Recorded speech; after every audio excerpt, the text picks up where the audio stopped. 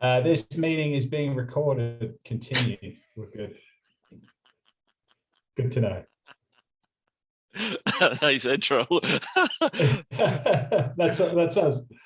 I'd say we could, if you want to start again, I'll. No. This is great. I love the bloopers. I love the bloopers. All right. Hello. How are you going? So you're in Fredericton? Yeah.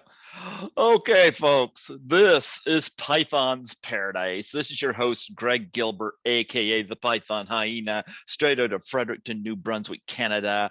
And here we are. Here it is actually November the 7th, and we're right in the yay hours. It's 1 a.m. here, and I just got back from work and sat down here. And it's interesting because I think I could be wrong, but I think it's my third interview out of Australia this year. And you're right now really? yeah. So folks, I welcome back for the third time the shit flick critic himself, Andrew Lewis. How do you do, Andrew? Oh yeah, all right.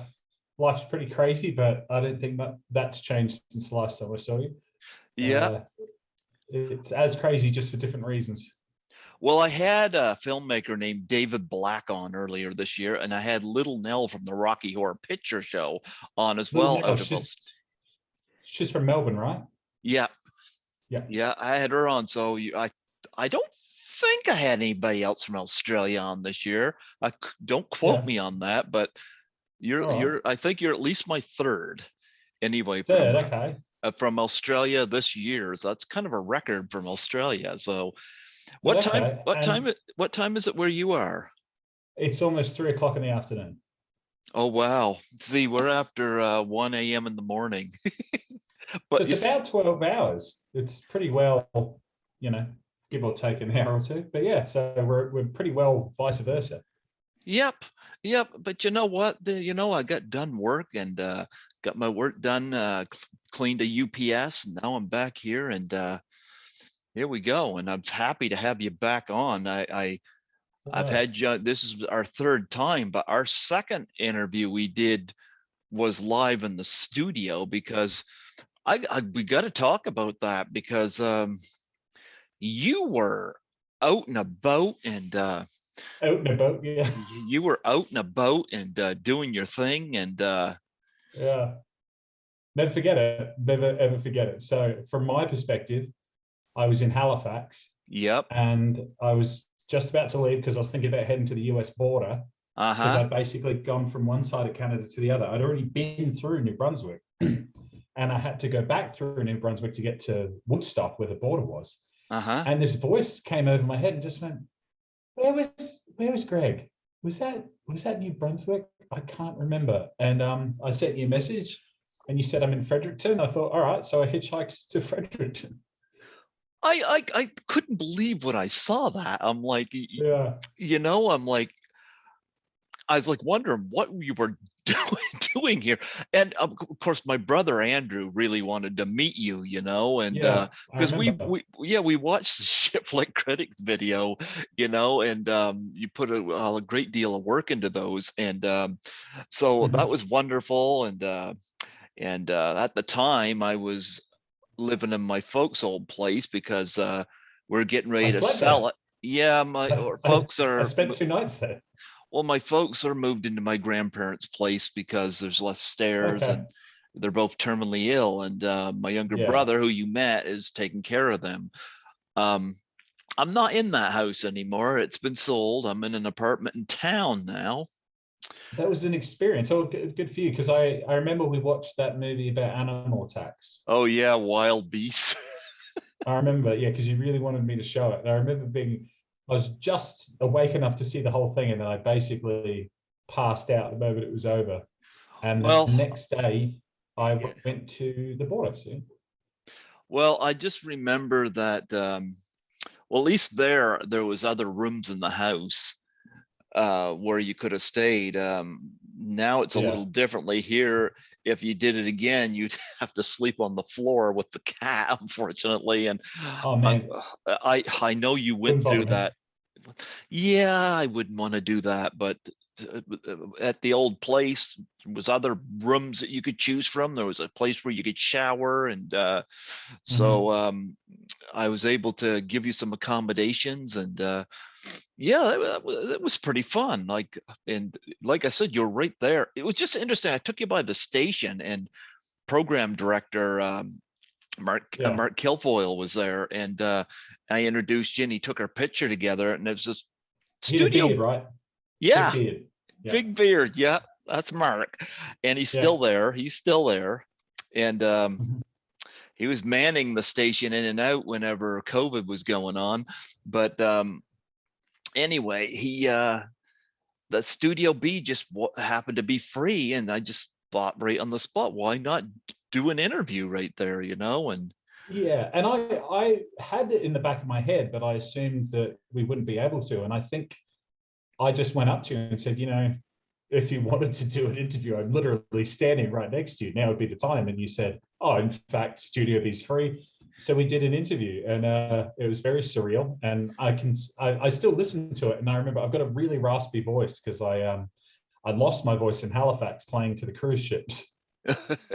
So when I'm talking to you, I'm kind of like, that's really raspy because my voice was just like, I literally lost it. I couldn't speak for about a day, and then it came back by the time I got to Frederick. Yeah. Well, it's interesting, like you're back in Australia now, but it's like it must have been we got to talk about the travels, because actually let's talk about the COVID situation, because you were still out and about during COVID. How did you deal with that? So here we go. I'll give you the story. I was in Mexico by the time COVID hit. I met this British girl, and actually completely independent of COVID, we both decided that it was time to end our travels. She was from England. My mum's born in England. So I said, right, I'll go and I'll get a passport with you. Basically, the moment the plane touched down in England, COVID lockdowns. And she didn't have any family there because she was estranged from all her family. So we had nowhere to stay. So we ended up staying 3 months with this random woman we met in the Mexico City airport's house in Blackpool. Wow. We literally just went and knocked on her door and said we had nowhere else to be, kind of like what I did to you. We had nowhere else to be. Can we stay here? We stayed there for 3 months. It ended up not really working out with the woman because she ended up being a little bit crazy. So then I went and stayed with my families over in Yorkshire. So we caught the train over to Yorkshire. We hung around there for a bit, and then we ended up buying a narrow boat and cruising up the British canals. Okay. 6 months. And then our relationship stopped working. COVID just got worse and worse in England again after summer, which would be your summer. So by about October, it all started getting worse again. And I just said, look, I just want to go home. So I got a reparation flight, which cost about $3,000. It was only one flight a month was going to Australia. So I had to wait for that one flight. I had to catch a bus to London, which was the worst city in England to catch COVID. I think like 75% of people there had it. So I went there, and if I tested positive, I couldn't go home. So I was walking around just going, I could catch it any second. Fortunately, though, I didn't. And I ended up back in Australia, had to quarantine for 2 weeks in Darwin, then caught a flight back to Adelaide. Now I've got a job in radio, so it's all. You know what? I'm glad you got a job in radio, because you got quite a presence. You got the personality. Like, I discovered you on YouTube when you did the Shitflix Critic, and like I said, my brother wanted to meet you when you were here, because it was like, we enjoy your videos, and I'm glad. Yeah, and you put a lot of work into them. You're very articulate, very expressive, and so I was very glad you got the radio job, So what kind of show do you do on radio? The Magic Morning Show. So I do like a breakfast show. And then after that, I do just a normal music shift. So, talk between songs for a couple of hours. And then, so it's a lot of hard work, but it's it's fun. I think it is fun when I think in about another month it'll be fun. Right now it's just a lot of learning and a lot of mistakes and a lot of things that shouldn't go to air going to air and stuff like that. But I think once I get good enough, it'll start actually being easy, for lack of a better word.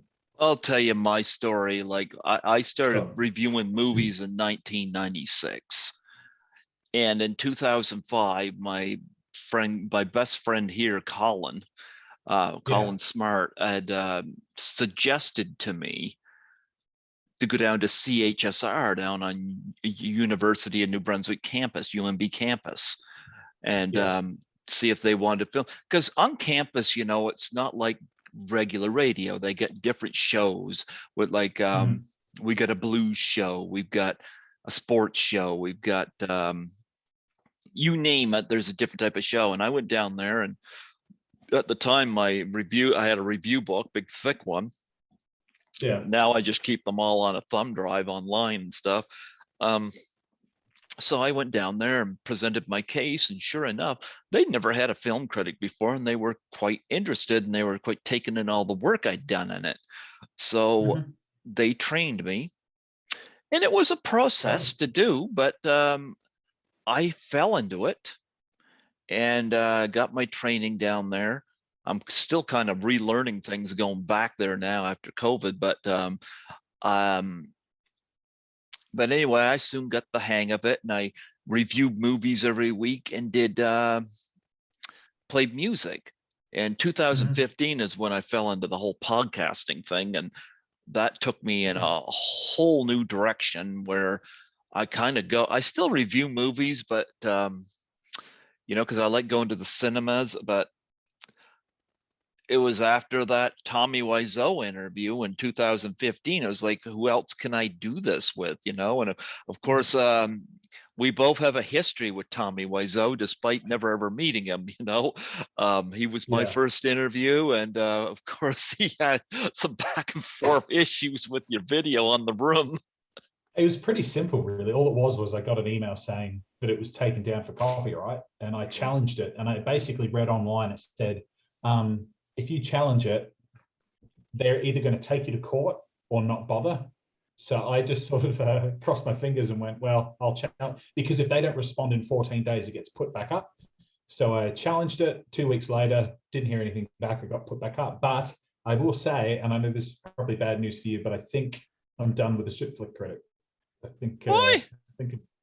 Well, first of all, I can't do it and radio at the same time. Like, not even just personally. Like, in terms of conflict of interest and everything, if I'm doing radio, they want me just doing radio. Second of all, I think it's run its course. I love it. It's great. I did a couple more this year. I'm sure you saw.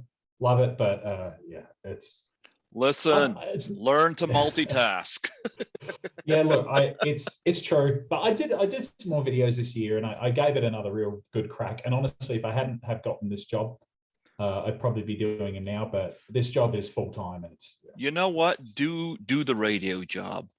You get a gift for like I've heard you play. You got your guitar, and you went around, and you obviously have a passion for music. You got a great voice. You got a great personality. Thank you. Go for it. You still got the shit flick critic. Keep it up there so people can enjoy it. I am glad you did get to a Neil Breen movie. Eventually, yeah. I thought when I got back from Australia, it was really, what do I do now that I haven't done yet? And I just thought, because COVID was still active, I couldn't travel. So I thought, I'll do a Neil Breen film. So I did a Neil Breen. I was doing Cats before I got this job. And Cats was a long one, and it was going really well. But it's with this job, I'm able to include a lot of things that I'm passionate about. With the shit flick critic, it was really just review a movie and talk about it, and then done. So this is better in a sense that it's encompassing a lot of different. Did you? Are you talking about the Cats one that had one where everybody was dressed up? Do me a favor if you can. Yeah. Did you do part way on it? Yeah, I got about halfway and then just go. Don't scratch. Finish that one and then be done, because I would love to hear you do Cats. All right, I'll tell you what, or I'll just upload whatever's done and just upload one more video and say, hey, look, I'm done. This is a review. Because Cats was one of those movies that was so nauseating. Yeah, it's terrible. I was looking at my watch about 5 minutes into it. It's not just bad, it's boring and it's awkward and it's cringy. It's not like The Room where you laugh. It was painful. Oh, there was some stuff Rebel Wilson did in that movie where I was like, oh my goodness. I'm ashamed to be Australian. It's like porn doesn't make me this uncomfortable.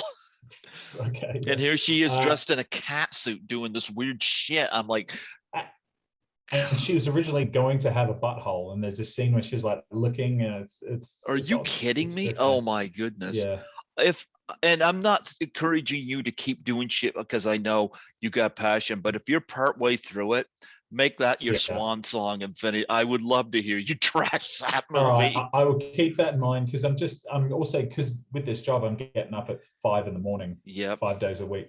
So it's a lot of mental energy. I will take that on board, and I think I will finish this one definitely. But because I had no idea where this job was going to take me. Because basically what happened was I was quarantining in Darwin.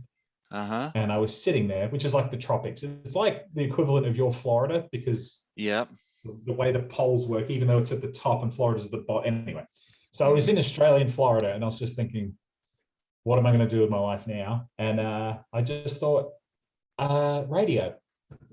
So I called up a guy, and I did this radio course, and then this was the first job I applied for. It is in the middle of the desert. That's the only problem. It's like, where would it be? Imagine it's like Nevada or something.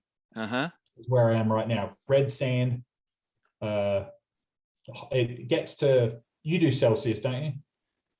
What's that? You do Celsius, right? Not Fahrenheit. Yeah, but you know what? Oh, we do both. I have no idea. Well, it'll probably get to 50 here this summer, probably. So it's going to be a bit of a challenge, but it's going well. And actually, can I tell you my favorite New Brunswick story? Well, my favorite Fredericton story. Well, please go for it. Other than ours, obviously, because that was amazing. I'll never forget that. Just sitting in a room with you and your brother thinking, what on earth is going on? What am I doing here? So I was in the Chinese place. It's in the mall. You'd know probably what I'm referring to. Yeah. There's like an all-you-can-eat sort of Chinese place. Yeah. So I was in there. I was sitting at a table, and this guy saw my guitar in my backpack, and I think he used to be a traveler. And he came over to me and he said, "Oh, where are you going? Like, what are you doing? You're heading here, heading there?" I said, "Oh, I'm trying to get across the border." And at that point, I was really nervous about. Actually, did I take off the one with the microphone? I did. Just wanted one ear free. So I was really nervous about crossing the border because I was hitchhiking across, and I just needed some tips about what to do with customs and whatnot. So I said to him, I'm looking across the border. Do you have any advice for me? And he got really quiet, and he leant over to me and he said, "There's a boat that leaves every Saturday at 3:00 in the morning." I said, "Not illegally." I just meant, can you give me some advice of how to get across the border? He said, oh, yeah, you'll be. He thought I wanted to illegally get into Canada by lake or something. I was like, no. Different problem too. Yeah. Which happens.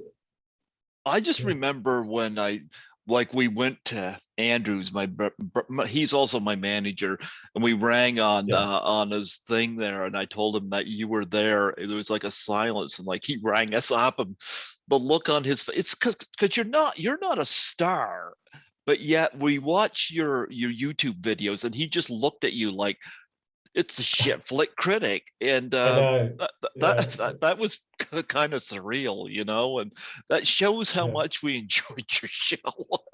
Well, I'm glad. And the thing is, it doesn't, just because and I think I probably even said this when we were having our interview, but just because I'm not doing it doesn't mean I'm not going to do anything.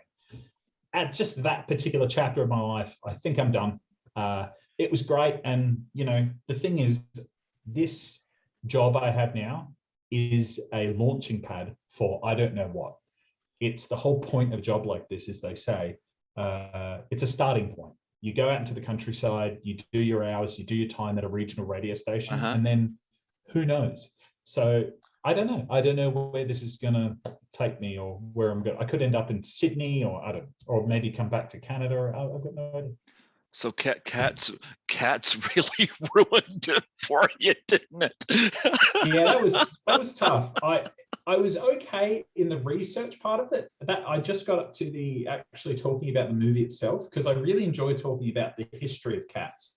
And then the moment I got to talking about the actual movie, is like pulling teeth. It was so hard. It's Oh such a my bad movie. goodness, that is a horrible movie. Yeah, finish that one, and then that, I wouldn't push you to do more. I think you're on a great track to do. I'm glad you got a Neil Breen movie, and though I gotta say, like he and Tommy Wiseau should do a movie together.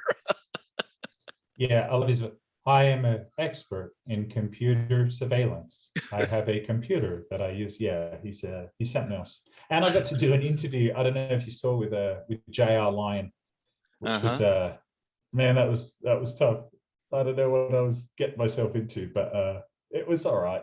I don't know if you saw it, but I'd never done an interview before. You could do one with me. I know, and that was honestly, that was the last thing on my schedule before I got this job, was doing an interview with you. That being said, though, I might be doing a podcast. See, the thing is, I want to do a podcast about my travels, and and everything that happened to me, and that would be the perfect opportunity to call you up and say, hey, give me your side of the story of what happened. But yeah, it's all in the works, and at the moment, this job is really, it's just so much learning. You'll get better at it. I did my first live broadcast. Yeah, I feel like I am getting better at it. It's just hard when you're still making mistakes, and when you're tired, and all of a sudden, trust me, you'll get better at it. I'm still at the station. I've been there since 2005, and I'm still learning myself, Yeah. Now, granted, COVID screwed things up, because I did 30 interviews in 2020.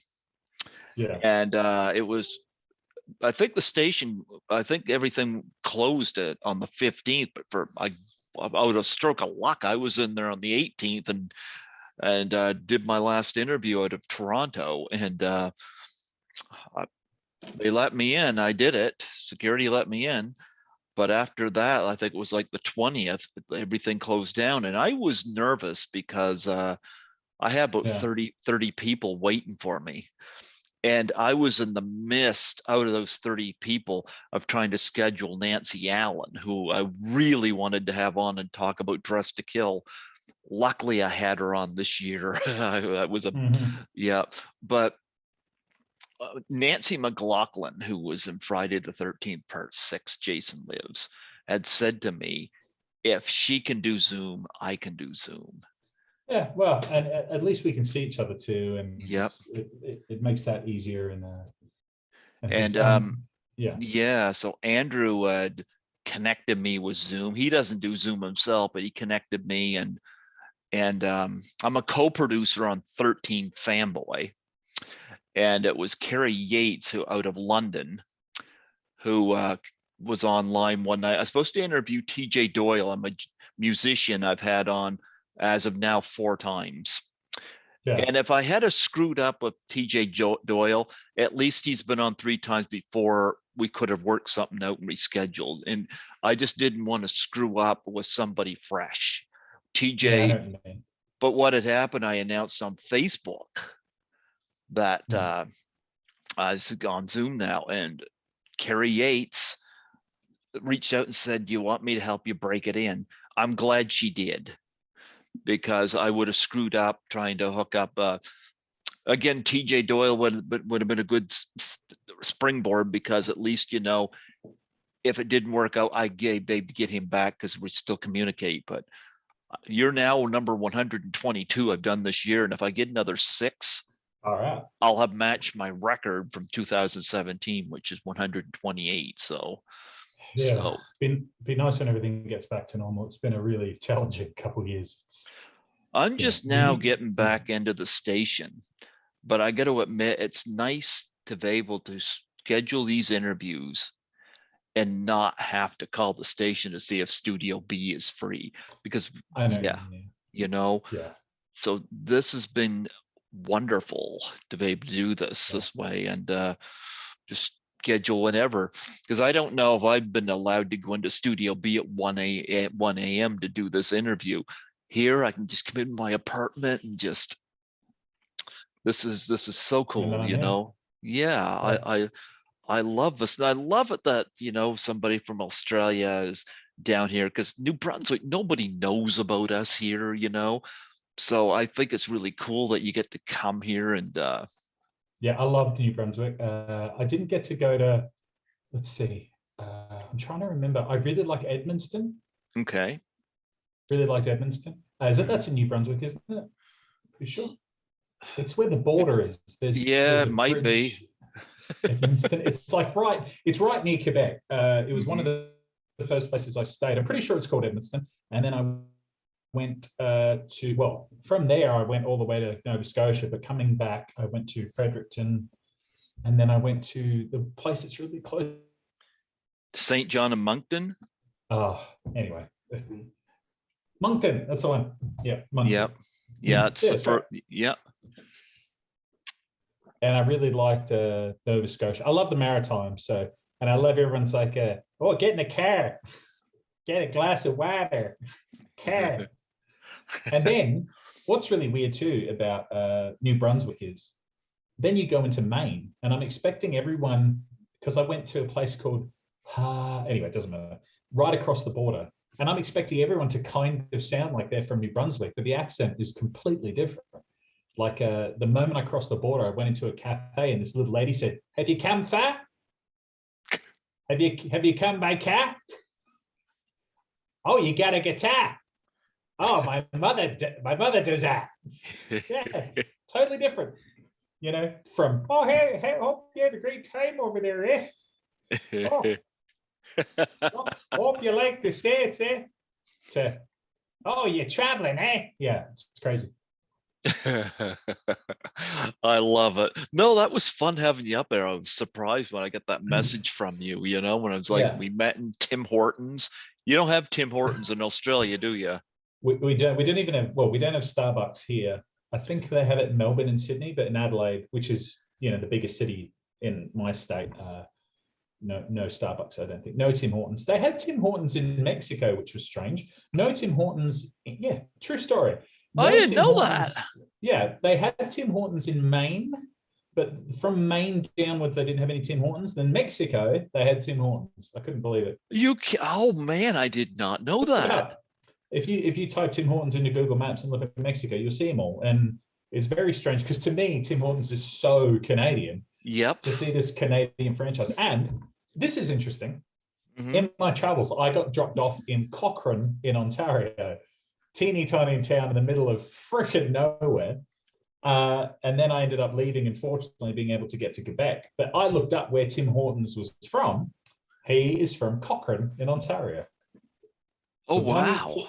Because I didn't go to many places in Ontario. So one of the only places I went to, he happened to be from. Because I didn't go to Toronto or, no, Toronto. Yeah, I went to Ottawa. And I went to Wabbamagoo, I think there's a place. You didn't go to Toronto. I just got back from Toronto. It was the way that Canada works, the best way I can explain it is I was going along a stream and it was off stream. I just, you know, in order to get to Toronto, I'd have to either double back because, okay, I'll give you my plan. Because I almost wasn't going to be able to see you because I was going to hitchhike with a girl that was going to Toronto and I was going to spend Halloween with her family. She lived in Kingswood or something. Woodstock, no. Anyway. But that fell through. And so I decided to cross the border by going back through Fredericton. And it was then that I went, I'll go see Greg. So I would have gone to Toronto, but I ended up just going straight into Maine from New Brunswick, which I think was better. I'm not much of a big city person anyway. So I am. I like Portland, though. I really like Portland. Was this your first time in Vancouver? I saw you went there. I was never in Vancouver. I went to Toronto. Just Toronto. Where did I see? I thought you'd been to Vancouver. Okay, don't worry then. Yeah, not a big city person, so it didn't bother me a great deal. But I did get to see Boston, New York, Washington, D.C., Richmond, Raleigh. So I got to see a bunch of others. Went to Miami. And I caught COVID. Huh? I caught COVID.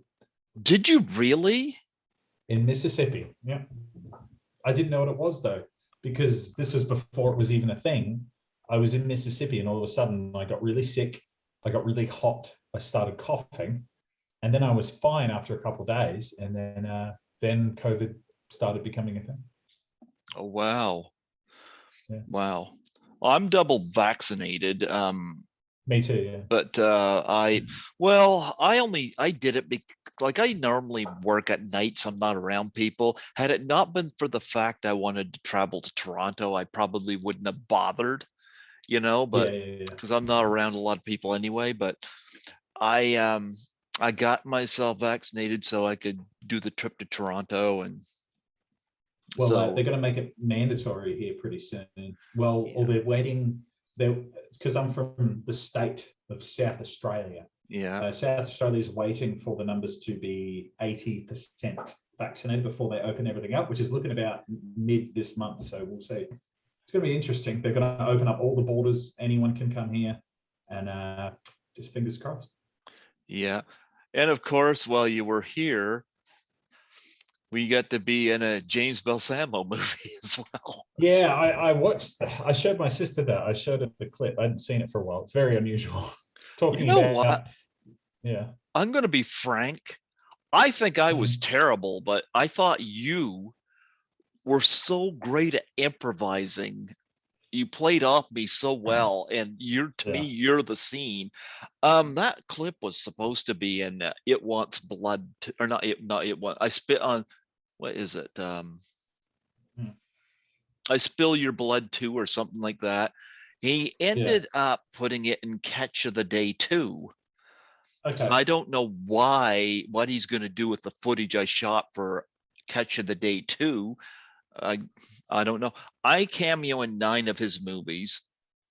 I got It Wants Blood here, which Eric Roberts is watching me on a television in 2 scenes, which is pretty cool. Okay. Yep. Yeah. But I just thought while you were there, I was like, wouldn't this be great if we could, if I'm going to do a cameo, why not do one with you, And James Balsamo messaged me and he asked who you was. And I told him, so you got a credit on that movie. I'm not paid for it, so I mean, you can send me a Canadian dollar in the mail. Yeah. James just kind of makes, I don't know how he raises his money, but he doesn't make studio pictures, but he goes to the conventions and he approaches these actors and whatnot, and they cameo in his movies. So he asked me because he's been on my show, like yourself, 3 times, and so I just kind of thought. I'll tell you what. Yeah. Speaking of that, because I am in the pipeline, I have this idea for this Australian drama. It's basically, have you ever seen Walker, Texas Ranger? I have, yeah. It's an Australian version of that, and it's supposed to be really bad. The idea is it's really bad without being obviously bad, like it's subtly bad, because I want to make it in the same, because I love Walker, Texas Ranger, of how bad it is. So if I ever, for some reason, get the money to do that, I'll try and work out a way you can be in it too. Oh, I would love it. It's just in the works. Like, yeah, I want it to be full of continuity errors, really bad acting. I want to make it like it was this show that was shot in the 90s that everyone forgot about, and it's only resurfacing now. That's kind of the way I want to shoot it. Like on VHS, I want it to have the ad breaks where it goes black for a couple seconds and then it comes back out of nowhere. Like that's, but we'll see. It's in the works. Sure, I'd be happy to be part of that. But I just kind of thought of that while you were there, and I thought you were great in the clip. I'll tell you that. Right. Yep. So there you go. But I enjoyed meeting you. I know Andrew enjoyed meeting you, and glad you got to do a Neil Breen film and got to do Miami Connection, which is such shit. That's the other thing. I mean, I'm sure there's loads of more films I could have done, but the films that I did do, I'm happy with. And look, it's not to say I'll never, ever make one again, but certainly I think I'm done. I came back this year. I did a couple, and it's just done. And I'm happy with that. And the final nail in the coffin was literally me getting this job and them saying, just due to conflict of interest, you can't. Mostly because it has I swear in it, and it has a swear in the title. It was their biggest concern. I just won't do it anymore. I've done it now. So yeah. No, that's fine. Cats is a good one to go off on. So yeah, as I said, I'll try and get that finished. I'll let you know if I do, because I've still got all the equipment I need here and everything in my camera. And I just how bad did you suffer through that? It's pretty bad. It was one of the worst movies I've ever seen, without a doubt. So it was tough. Oh my goodness. It was bad. It was, yeah. So that's I think we're up to date. I can't really think of anything else. Yeah, travel, COVID, job. Well, let's talk about some of the places like you were here, which was awesome. Talk about some of you on your travels. I don't know if we touched on this even on the last interview when you were live in studio, but what was the most uncomfortable situation you had? Because if you're hitchhiking like that, you must have had some moments of tension. I'll give you number one. Okay. I was in Rhode Island, and I was staying at this like wayward, a house for wayward travelers or something like that. Sailors, I think it was. It was in Newport, and it was like $50 a night, but it was a room, and I got free food. And I started watching YouTube videos about people going missing, and I really, really shouldn't have. I don't know why, but I was just looking at, when you kind of go down a hole in YouTube and you go, people that have gone missing. And so the next day I was a little bit nervous when I was hitchhiking, but I thought, look, I shouldn't have watched those videos, but I'm sure today's going to go fine. I ended up in Connecticut, and I was in Connecticut, and it was late afternoon. I stuck my thumb out, and this ute, or what do you guys call them?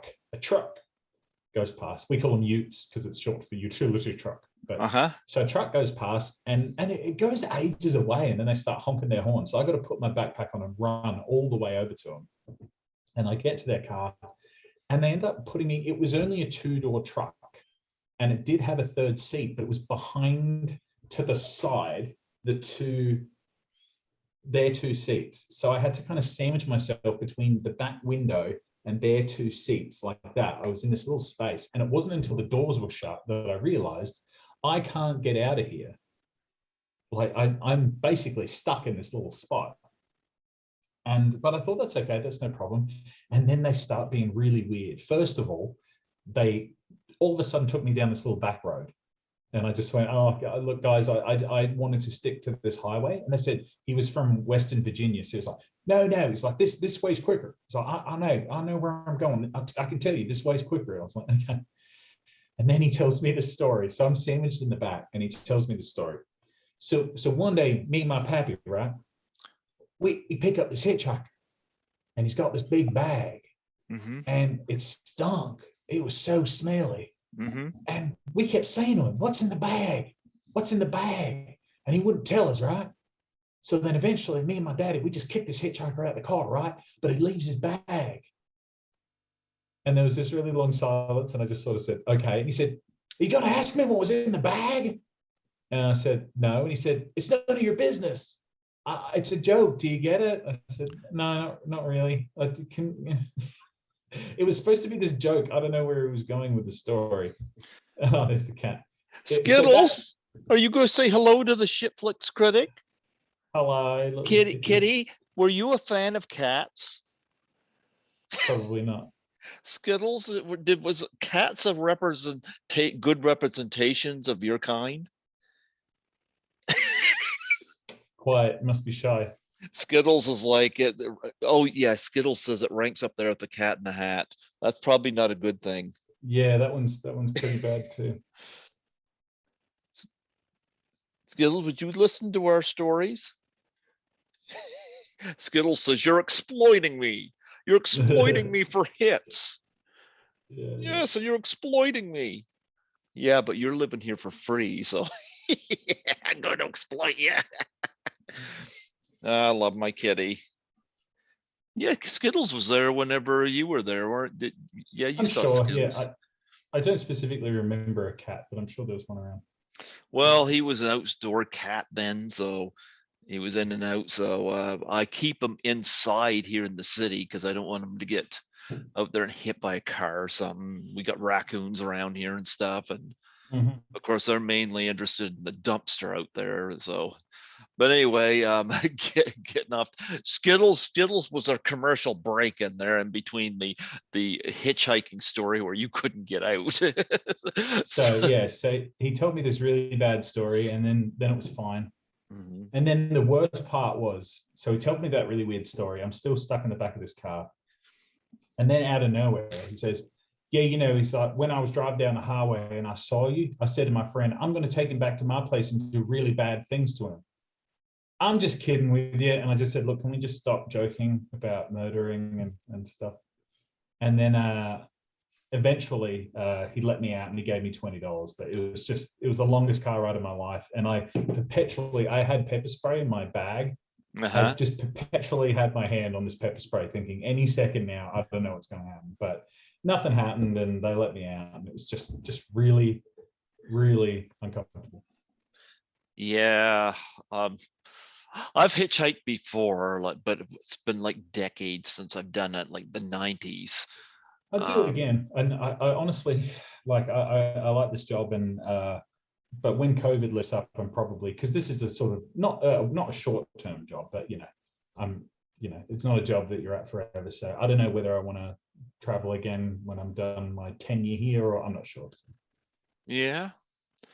Well, it was. I was wondering when COVID hit. I thought about you as like, you're stuck out in the middle of this. I was like, what are you doing? Yeah, I ended up being homeless for a bit. It was a tough time, but I'm here now. I got a place to myself, and I got a good job. So I just got to be thankful. And how's your family in all this? Yeah, actually, everyone's gotten by pretty well unscathed. Fortunately, everyone's got essential jobs, or they could work from home. So it's probably I was the one that was in the most trouble, but I'm back now, so it'll work out. Your sister wasn't going to like throw a rope out to you and haul you in? Well, yeah, but my mum did actually. She's the one that helped me book the ticket out of England, and she helped me because I had to quarantine in Darwin, so we sorted that out. So yeah, it was a rough time, but I got through it, and let's hope it never happens again. Talk about quarantining. Yeah, well, it's 2 weeks in a room. That's it. I had all my food provided for me. Yeah. But yeah, it was 2 weeks in a room, and I couldn't leave, and that was it. Yeah, you're leaving out something though. 2 weeks in a room with cats. Yeah, actually, I hadn't seen cats at that point, but yeah, that would have made the whole experience much worse. Be like, cats, COVID. Cats, COVID. Yeah. Which one? Yeah, but yeah, that was interesting having you here, and yeah. But well, if I ever end up in your neck of the woods again, I'll let you know. What have you seen lately for movies? I know you're done the Shitflix critics, but is there anything really horrendous that you've seen that you want to? I think so. I know Cats and Neil Breen are kind of blocking the mind, but there was something. Actually, no, I haven't really been watching a lot of bad movies lately. I'm sure there was one. I think me and my sister watched something about frozen sharks, or it was really bad because I was looking with my sister for a couple of months there.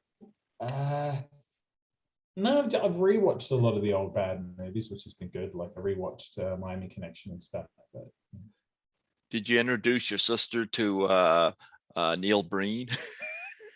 Yeah, actually, she was watching a bit of Double Down with me, and that was it's pretty bad. Pretty bad. I can't believe you committed suicide. I can't believe you committed suicide.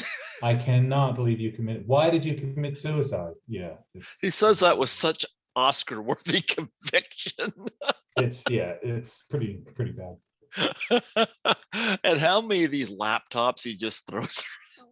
Yeah, I know. Yeah, it's he's a character. I should probably see more Neil Breen, but yeah, at the moment I'm really just either working or playing video games. There's a couple movies I should probably see. Yeah, I have corporate information. I figured corporate information. it's like every film he's got corporate information. Yeah. Anyway, yeah. Well, I'm glad you made it back safe and got back to Australia. And as I said, if I'm in your neck of the woods, I'll let you know, and I'll come do another interview, and I'll keep you up to date with how everything's going. Oh yeah, talk about like in terms of places you visited. What's the most unusual place you've been to? Probably the most surreal place, and I can't put my finger on why. When we were in England and we were trying to buy this boat, we ended up in a town called Milton Keynes. Okay. And what was weird about it was that it felt like it was built overnight. It was basically a shopping mall and a bunch of houses. And it looked really, I don't know. I can't put my finger on what was weird about it, because most British towns, they've got really old buildings or like a church in the middle. This was just like a weird university / shopping district. And then it was just odd. Other than that, no, there was nowhere really like odd. It was just, some places were like Miami was really strange with all the drugs and everything. People were offering us drugs on the street. It was odd. Absolutely. Well, you know what? I'm glad you're back. And I'm really glad you got the radio job. When I found out that you were doing that, I'm like, that is actually ideal for you. And you're going to get better at it to the point where it's just like clockwork. I think you're perfect for a job like that. Yep. And yeah, I think it could definitely lead to other things. I'm actually surprised how far I've come since interviewing Tommy Wiseau, and that was just kind of a fluke thing, and now I've been invited to Toronto, and I've done some of the conventions, and I got my name on some movies like 13 Fanboy, for example, and my picture's in that splattered in blood, which is kind of cool. Stuff like that, and it's very surreal. Yeah. But I have encountered some interesting people, like yourself. Like, we enjoyed the Shit Flick Critic. I had to reach out and have you on, and here we are for a third time, and third time's a charm. Yeah, no, it's been great, and it's nice to just keep in contact. And as I said, I'll let you know if anything changes, or I do want to head to North America again. I love Vancouver. So I'll definitely be back there at some point. And then if I can head to the Maritimes as well at the same time of year I was last time, I'll be more than happy to pop in again, because I love Canada. It's like my second home, really. Oh, wow. Other than this is literally my home. Like, this is, at the moment, I'm half an hour from where I was born. So, literally it's about as close to home as I've been in about probably 10 years. So. What's I've never been to Australia, so what's the view of Canada in Australia? Like, how do they see us? Before I went to Canada, in my brain, or whenever anyone mentioned Canada, all I could think of was lots of trees, beavers, water, mountains. Yeah, I thought all of Canada looked exactly the same. I thought it was just trees and stuff. So it was very surreal coming here and then seeing a lot of it. And, a lot of Canada's nothing really. Like, the prairies is just hours and hours and hours and hours of nothing. I don't mean that in a bad way. Just, there's just not a lot of elevation or anything. So that's pretty much it. I imagine it's the same thing. When Canadians think of Australia, they think of dangerous animals, desert, something else. But yeah. Did you see any beavers here? I did. I've seen loads of beavers, loads. And that sounds like sarcasm, but it isn't. I've literally seen loads of beavers. I saw a whole family when I was camping in the Okanagan. I don't know if you've ever heard of the Okanagan. Then I went to a hippie festival in the Kootenays, and we were camping at a lake called Sasquatch Lake, and there was a whole family of beavers there. There's also a black bear that came and said hi to us. So yeah, the only Canadian animal I never got to see was a moose. Oh, you know what? I've lived here my whole life and I haven't seen a moose. So there you go. Well, there you go, because everyone was telling me, they said, they're like, this French Canadian guy was like, when you go through Quebec and you go through New Brunswick, keep your eyes out because there's going to be lots of mooses. And I never saw one, but I saw signs are up. If you go from Fredericton to St. John and Moncton, there are signs that warn you of moose, and I have heard people who've encountered them. I haven't. I don't. One, yeah. Well, there are lots of deer out and around here. Actually, before I met you, the person who took me from where I was to where you were was an Acadian man. It was really odd because he had this language and I couldn't pick it because I've spent a lot of time with Quebecois. And he was talking and I just thought, what on earth is this language? And I asked him, he said, I am Acadian. He said, this is my language. It's like French and English together. So that was an experience. Any other animals? I got to meet a Cajun man in New Orleans as well, which was funny. Other animals, okay. All the Canadian animals I've seen are beavers, deer, obviously, elk, bears, mostly black bears. Saw a couple of hawks and stuff. Saw some bald eagles when I was in. Oh, BC. Nice. They were beautiful. Did you see raccoons? Oh yeah, loads and loads. Skunks, loads of skunks, loads of squirrels. Porcupines? Yeah, actually, no, the only porcupine I saw was dead. I saw 2 dead porcupines, which was upsetting. Laying on the road, I bet. Yeah, because I was hitchhiking. Actually, I got to tell you this story. So my earpiece fell out. When I was hitchhiking in Quebec, I was going down the road and I saw this raccoon and it was dead on the road, and it was just like, and it had no arms. Oh. So I thought, well, that's odd. And then I kept walking and I got about 10 meters further down and I saw these 2 little arms sitting on the road, sort of crisscrossed. I thought, oh, that's unusual. And I kept going. And a couple of weeks later, I think I was in Halifax and I spoke to someone about it and I told them that story. I said, I found this raccoon and its arms were missing. And then I found its arms. And they said sometimes they get hit by a car so hard that their arms fall off. Okay, I never heard of that. Wow, yeah, it was very surreal. This armless raccoon and then these little arms on the road, just side by side. Did you see any foxes? I've seen foxes in my life, but I saw some foxes when I was in the UK, but I've never seen any Canadian foxes. We very rarely, but we have them here. There's areas here, if you're driving by, especially at night, you might spot one every once in a while. They are around. But yeah, I'm glad you get to see bald eagles. I don't see them a lot, but they are around. But yeah, we've got some. You've got a zoo there in Australia. Do they have any Canadian wildlife in that zoo? I think they had beavers in Adelaide at some point. I never really got to see one. Now, before I went to Canada, I'd never seen a deer. I'd never seen raccoons. I'd never seen squirrels. I'd never seen, well, basically any Canadian animal I'd never seen. Because around here, especially where I live, you see loads of kangaroos, emus. I got to see a koala recently, but I was in the Adelaide Hills. So yeah, it's mainly kangaroos and emus here. Loads. I've seen a couple emus by the side of it. Not better emus than cassowaries. Yeah, cassowaries are in Queensland, so they're all the way out north. Queensland got they've got the saltwater crocodile. I guess they got the taipan snake.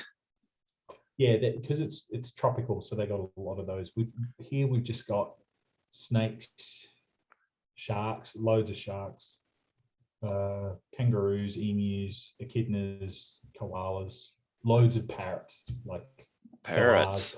cockatoos, Platypus. cockatoos. I think they're in Victoria. I've never seen a platypus. I've yet to see a platypus in the wild. I think they're a bit further south and over near Melbourne. I don't think we have them around here, but we do have possums. Dingoes? I've never seen one in the wild, but I think we have dingoes around. Okay. I think they're a bit further north, though. I think they're more sort of central Australia, like near Uluru, and I haven't seen one personally. Well, you guys got some deadly snakes, like I mentioned the taipan, but I imagine where you are, you probably have the brown snake and tiger snake, right? Brown snake, we have king browns here. Okay. So imagine that, king brown snakes. No taipan, I don't think. But the most deadliest snake we have here is the brown snake. We've got black snakes as well, but I don't think they're deadly. They just kind of go around. Loads of snakes, yeah. You get the death adder, I think it is. Possibly. It's hard to know what's here and what's sort of closer to Sydney, but I think, yeah. I've actually never seen a snake, so people tell me that they're really deadly and they're everywhere, but I've never seen them. Yeah. I think I saw one by the beach maybe one day. Funnel web spiders, I hear about them. See, they're in Sydney as well. I don't think we have them here. We just have huntsmans and ball redbacks, but no funnel web here. Are they deadly? Redbacks can be deadly if you're allergic, I think, but I don't think they're just like black widows. Same basic. I think they're even related. I think millions and millions of years ago. Well, we don't have black widows right here. I wouldn't want to be around one of them either. Do you get brown recluse where you are? What's that? Brown recluse. I know they're in BC. They're really bad. No, we don't have we got spiders here, but none of them deadly, you know. We just put them on our hand and put them outside when they're in here. Like, no, spiders don't really bother me here, I don't want them in here because it's like, it's my own little private area. The only animal I want in here is my cat, Yeah, but yeah, I don't want any snakes in here at all. Yeah. But I know you guys got the carpet python. You guys got that. Because you're a snake person, aren't you? I was wondering why you know these. On python. Got an encyclopedic knowledge of all the snakes here. Yeah. I don't own a snake because you can't cuddle with a snake the way you can a cat. My cat's a rescue, and he'll jump on my bed in the morning and he'll come around and he'll stare in my face and purr. Like I like my kitty. But yeah, Australia, I'm familiar with the wildlife there. So,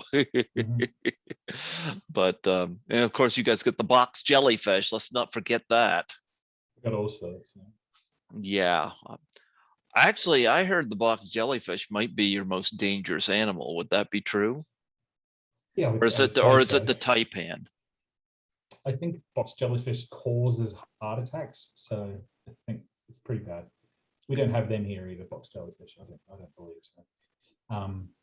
I think the most dangerous animal is, I think cows kill a lot of people every year. Oh, really? Oh, wow. Cows kill a lot of people because there's so many of them. Just by default, they just kill a lot of people. But yeah, I've never known anyone to die of an insect or spider or snake-related bites.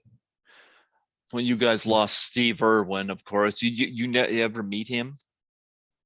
Me personally? Yeah. No. He's in Queensland. Oh yeah. So I guess you never met Bindi either, huh? No, not too familiar with that whole family. Yeah. What about Paul Hogan? Nope, never met Paul Hogan. What about Outback Jack? No, I don't know why. I don't know why I never crossed paths with any of these people. But no. Just a minute here. Just a minute. I'll be right back. Okay. Sure.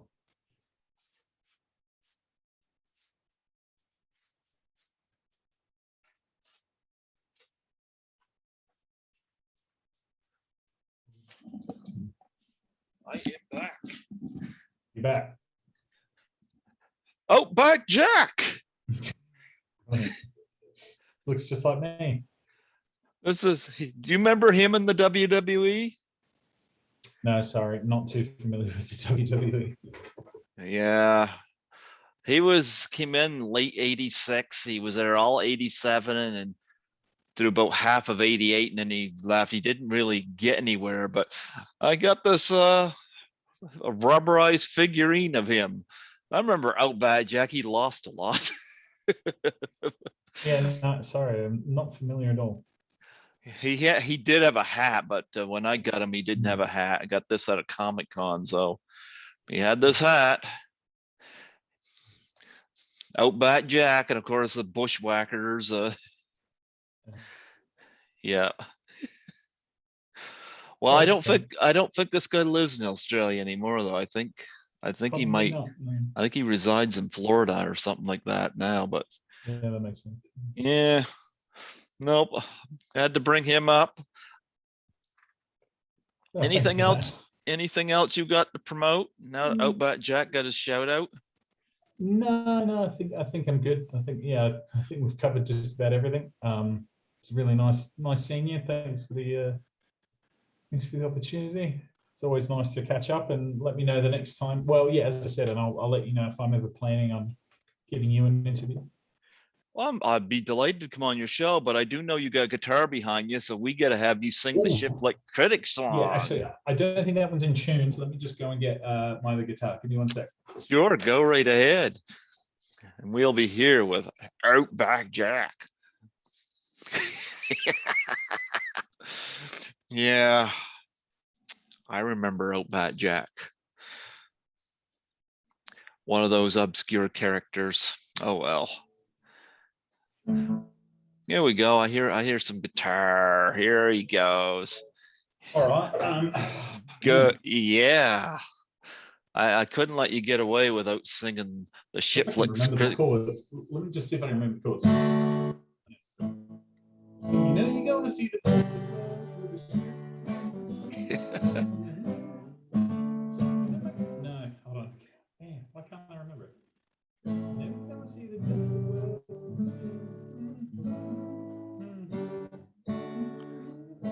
Oh yeah, there it is. Okay. So you ready? Yeah.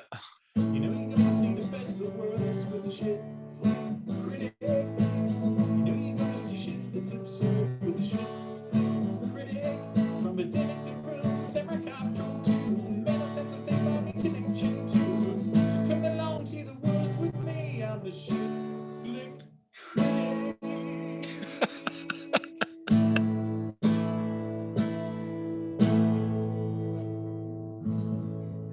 Look at that haircut you're sporting too. Yeah, I cut my own hair. Oh, do you? Yeah. I got my own little razor. There you go. Yeah, well, pleasure, Greg. It was a pleasure having you on here today. I'm glad to have you back, and I'm glad you got back to Australia safely. You know, pandemic just kind of hit that wrong time. I did wonder how you were doing. I'll tell you that. Well, but spoiler alert, I'm alive now, so all's well. Well, you know what? Glad you made it. Glad that you had this adventure, you know, and made New Brunswick part of that adventure. I'm quite honored that you stopped by and we get to meet and hear you on here. Huh?